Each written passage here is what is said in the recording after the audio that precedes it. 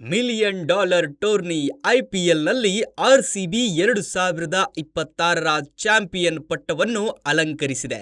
ಕಳೆದ ವೃತ್ತಿಯಲ್ಲಿ ಟ್ರೋಫಿ ಬರ ನೀಗಿಸಿದ್ದ ಆರ್ಸಿಬಿ ಈ ಬಾರಿ ಗುಜರಾತ್ ತಂಡವನ್ನು ನರೇಂದ್ರ ಮೋದಿ ಕ್ರೀಡಾಂಗಣದಲ್ಲಿ ಮಣಿಸಿ ಸತತ 2ನೇ ಬಾರಿ ಕಪ್ ಗೆದ್ದು ಅಭಿಮಾನಿಗಳಿಗೆ ಡಬಲ್ ಸಂಭ್ರಮ ತಂದಿದೆ. 17 ವರ್ಷಗಳ ಕಾಯುವಿಕೆಯ ನಂತರ ಈಗ ಚಾಂಪಿಯನ್ ಪಟ್ಟವನ್ನು ಉಳಿಸಿಕೊಂಡು ಇತಿಹಾಸ ನಿರ್ಮಿಸಿದೆ.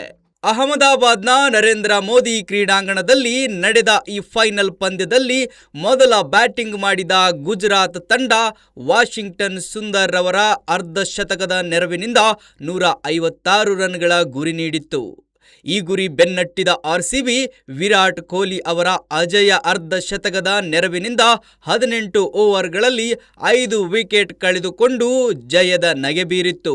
ವಾಸ್ತವವಾಗಿ ಕಳೆದ ಆವೃತ್ತಿಯಲ್ಲಿ ಇದೇ ಮೈದಾನದಲ್ಲಿ ನಡೆದಿದ್ದ ಫೈನಲ್ ಪಂದ್ಯದಲ್ಲಿ ಪಂಜಾಬ್ ವಿರುದ್ಧ ಮೊದಲ ಬ್ಯಾಟಿಂಗ್ ಮಾಡಿ ಗೆದ್ದಿದ್ದ ಆರ್ಸಿಬಿ ಈ ಬಾರಿ ಗುರಿ ಬೆನ್ನಟ್ಟಿ ಗೆಲುವು ಸಾಧಿಸಿತು. ಈ ಪಂದ್ಯದಲ್ಲಿ ಟಾಸ್ ಗೆದ್ದ ಆರ್ಸಿಬಿ ನಾಯಕ ರಜತ್ ಪಾಟಿದಾರ್ ಬೌಲಿಂಗ್ ಆಯ್ಕೆ ಮಾಡಿಕೊಂಡ್ರು. ನಾಯಕನ ಈ ಆಯ್ಕೆಯನ್ನು ಸಮರ್ಥಿಸಿಕೊಂಡ ಬೌಲರ್ಗಳು ಆರಂಭದಿಂದಲೂ ಗುಜರಾತ್ ಬ್ಯಾಟಿಂಗ್ ವಿಭಾಗದ ಕತ್ತು ಹಿಸುಕಿದ್ರು. ಇಡೀ ಆವೃತ್ತಿಯಲ್ಲಿ ಗುಜರಾತ್ ಪರ ರನ್ ಮಳೆ ಹರಿಸಿದ್ದ ಗುಜರಾತ್ ಆರಂಭಿಕ ಜೋಡಿಯಾದ ಶುಭಮನ್ ಗಿಲ್ ಹಾಗೂ ಸಾಯಿ ಸುದರ್ಶನ್ ಈ ಪಂದ್ಯದಲ್ಲಿ ಆರ್ಸಿಬಿ ಬೌಲರ್ಗಳ ಮುಂದೆ ಮಂಡಿ ಊರಿದ್ರು. ನಾಯಕ ಗಿಲ್ ಕೇವಲ 10 ರನ್ಗಳಿಗೆ ಹೇಜಲ್ವುಡ್ಗೆ ಬಲಿಯಾದ್ರೆ ಸಾಯಿ ಸುದರ್ಶನ್ ಕೂಡ 12 ರನ್ ಗಳಿಸಿ ಔಟ್ ಆದ್ರು. ಇವರಿಬ್ಬರ ವಿಕೆಟ್ ಬೇಗನೆ ಪತನಗೊಂಡಿದ್ದರಿಂದ ಅನುಭವಿ ಜೋಸ್ ಬಟ್ಲರ್ ಮೇಲೆ ಇನ್ನಿಂಗ್ಸ್ ನಿಭಾಯಿಸುವ ಜವಾಬ್ದಾರಿ ಬಿದ್ದಿತ್ತು. ಆದರೆ ಆಲ್ರೌಂಡರ್ ಕೃನಾಲ್ ಪಾಂಡೆ ಎಸೆದ ವೈಡ್ ಯಾರ್ಕರ್ ಬಟ್ಲರ್ ಅವರ ಇನ್ನಿಂಗ್ಸ್ಗೆ ಅಂತ್ಯ ಹಾಡಿತ್ತು.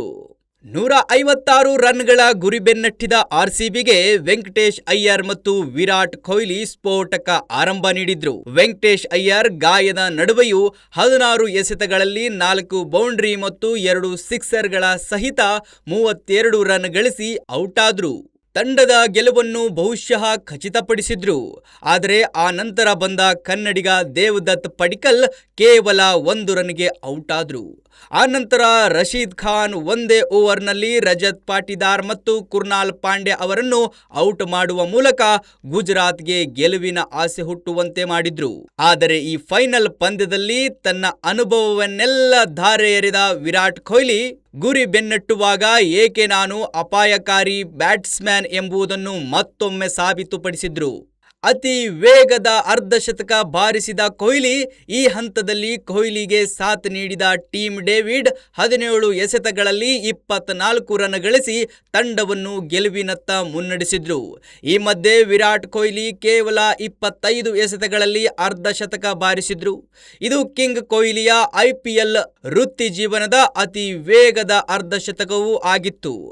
ಅಂತಿಮವಾಗಿ ಕೊಹ್ಲಿ 42 ಎಸೆತಗಳಲ್ಲಿ 9 ಬೌಂಡರಿ ಮತ್ತು 3 ಸಿಕ್ಸರ್ಗಳ ಸಹಿತ ಅಜೇಯ 75 ರನ್ ಬಾರಿಸುವ ಮೂಲಕ ತಂಡವನ್ನು ಮತ್ತೊಮ್ಮೆ ಚಾಂಪಿಯನ್ ಮಾಡುವಲ್ಲಿ ಪ್ರಮುಖ ಪಾತ್ರ ವಹಿಸಿದ್ರು. ಸಂಪೂರ್ಣ ನ್ಯೂಸ್, ಇದು ನೊಂದವರ ಧ್ವನಿ.